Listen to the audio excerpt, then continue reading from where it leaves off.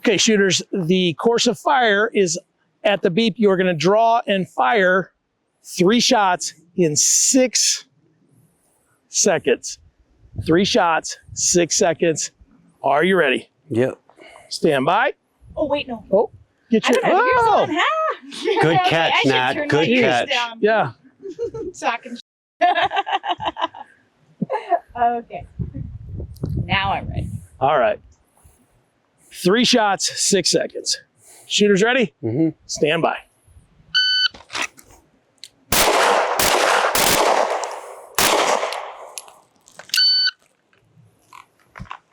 Yeah, you guys had all day for that. Hey everybody, welcome back to the channel. It's Neil, Natalie, and old Leather Belly here today. Every time. It makes me giggle every time too. I don't know why. Hey, we have moved to stage 4 of the FBI qual, where we're now at 15 yards. Today's portion and the lesson that we're going to work on is we have to draw and fire 3, and we have 6 seconds to do it, which 15 yards creates a whole nother problem. We're going to talk about it.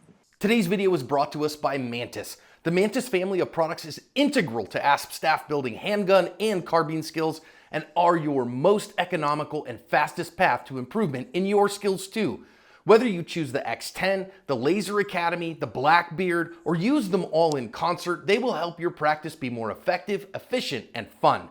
Go check them out, pick up a unit, and thank them for sponsoring today's video. Chris, we've extended out. We're twice as far as we were before, and then some. 7 yards was where we were before, so we've doubled our distance. Mm-hmm. We've given ourselves more time now, but the problem is a different problem. So talk us through the process and the new problem that we're dealing with. Yeah, now when you get past, so at 15 yards, we're well past where people normally shoot.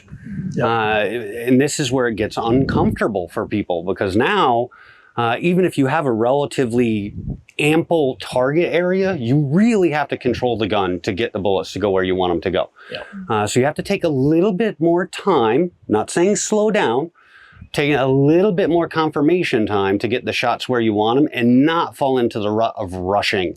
Right. Because if you do that, or that first shot goes off slow and you feel like you're behind, this is where people really start making errors that cost them misses. And the shooting problem isn't necessarily hard, it just seems harder. Yeah. The challenge for me at 15 yards is I typically shoot about the same splits at 15 as I do at 7. Yeah. Because I don't take that extra care, because I'm seeing what I need to see and I just let them go. But it's not as forgiving at 15 yards. The target is half the size now because we've doubled the distance. And so, now we've got a very nice and very forgiving cue target that we're going to use. And for us, we're using a Charlie of our target, Alpha Charlies. But this is where people start to see challenges when we get to this distance. And I think a fair amount of self-defenders are like, well, you'll never have a self-defense shooting at 15 yards. And I'm like, dude, watch the channel. We see them on the regular. This is it's not a common one, but it's certainly not an uncommon one.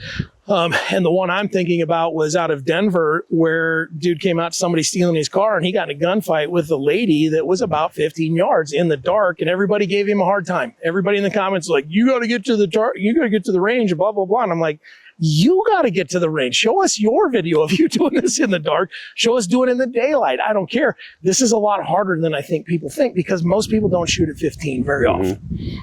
And so I think for this week, we're going to shoot this one more time. Then we're going to go look at targets, and we're going to give you guys some homework. But there's some stuff that you're really going to want to focus on when you get to the range so that you can be successful at this distance. So we'll shoot her again. Yeah. All right. I believe you both got all your hits on that one, didn't you? I know I Alpha. was clean. Yeah. I need to... Go ahead. What you got to do? I'm checking if she's reloading just to make sure. If you guys have watched You don't want to add a reload to this time? Yeah. I have done this under pressure in a class that needed many, many, many reloads that I don't want to add to today. All right. Shooters ready. Yeah. Draw and fire 3. Stand by.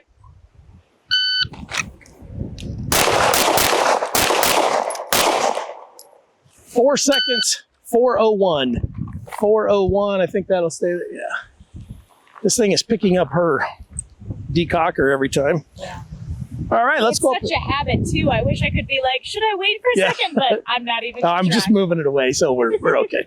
I would rather you decoct that thing as soon as you're ready to be done. Exactly. Yep. All right, let's go check out the targets. All right, so mine were all kind of right in here. And basically kind of what I'm doing when that's happening, I'm not just going like watching a ball bounce or anything. I'm like watching it go up, letting it settle, pulling a trigger, watching it go up, let it settle, pulling the, so boom. This, I'm more apt to have a tighter group at 15 than I am at 5, because there I'm actually applying more attention to it than I would. And it's not harder, it just requires more attention. So then my shots are kind of more up in this area. I got all of my hits for that one. I noticed. Your last 2 shots were these 2 right there. Nice. Yeah, that was pretty amazing. Yeah, so for me, I drew and then it was bang, and then I found my sights and then bang, and then my sights didn't move at all. It was just still right here. So I was like, oh, I don't need 2 more seconds to confirm that. And I was able to just, bang, bang, bang. So, Nice. Yeah. Doing well. Homework for this week, Chris. We've got a different problem. Yeah, We probably need to give it some attention. I would really work on like understanding the follow-up shots and how much settling do you need to make that shot work. So even if I was at a range that didn't have 15 yards, if I was at like a short indoor, I would just get a smaller target and just really start playing like a 2-inch square, or 2-inch circle, a 1-inch square, any whatever, right? And then to start going, okay, what needs to happen to make this shot repeatable? Yep. And once you start understanding that and believing that, so I would just, if you really, I would probably do 1-inch squares, 2-inch circle from 7 yards, which is dramatically harder. Yeah. That way, when you go to an alpha, there's a lot more forgiveness, or if you go to a bottle, there's a lot more forgiveness. Yep. Natalie, would you add to that? I think you said everything that needs to be said. Yeah, it's really about learning where that dot is going to settle for you and knowing where your dot is at all times. Even when you're in the middle of recoil and you can't quite see it, you need to know exactly where it needs to move to get down back onto target. Yeah, and I think being patient enough to wait for it to be there is a great one. I think the big thing is understanding you have the time to have that patience. Yep. Now, if you go practice it, you're going to find out that you have the time. If you decide to do our challenge that we issue at the end of this and you haven't ever shot this, you won't have the patience because your brain won't understand the math of the time. So that's why I think it's valuable to get out and get some actual trigger time with recoil so that you can figure out what does 5 seconds feel like? What does 4 seconds feel like? How many shots? All of that kind of stuff. How much care do I need to take? How much patience do I have to have? And at some point, if something flubs, how much can I push? And so just like everything else, shoot this 5, 6, 7, 10 times. Put a box of ammo down range on this one kind of a drill where you're just drawn and fired 3, drawn, fire 3, drawn, fire 3. And I love the idea of the smaller target. And if you do have 15 yards, still use the A zone. Sure. Don't use the whole Q thing. Use the A zone or like Chris says, coming up close, shooting a 1-inch square 3 times in 6 seconds. That's hard. Believe me, that's not easy. If you can do it, you're awesome. And I know there's people that can do it, but I know there's not a ton as of people. many people as they say they do. There's a ton of people that say they can do that I'm like, okay, let's go do it. And then they can't. I'll believe it when I see a video. Yeah, it's and I love seeing it when people actually say that and then show us a video. I'm like, yeah, hey, you're welcome in my gunfight. Yeah, Okay, thank cool. you. You back that up.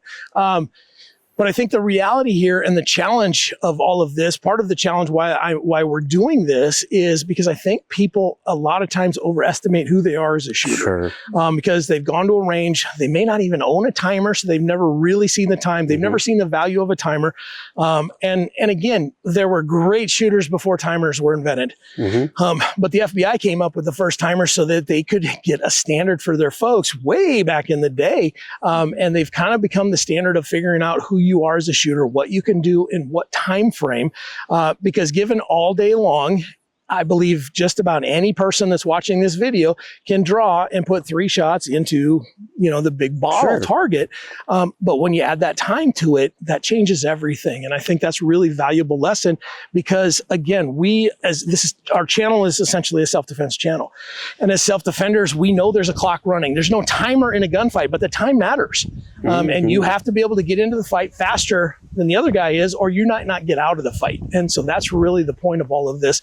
And so I don't want to beat the timer horse to death. But if you don't have a timer, go look for one. Again, price ranges from, $75, $80 up to $500-$600, depending on what you want to get. You can get some free ones that are on your phone, but those don't do the time or the noise usually, or, get gunshots. They just do a par. Yeah, they'll give you a par. And that's great for dry fire. I recommend that to everybody because it doesn't cost you anything but a download. And that doesn't cost you anything anyway. You already have a smartphone, so get that one. Get a par timer on your phone. But when you come to the range, having a timer is important. And if you don't have one, you probably know somebody that has one. Just borrow it, bring your buddy along, and make them do the challenge with you. So, nice shooting again. Well done. See you next time.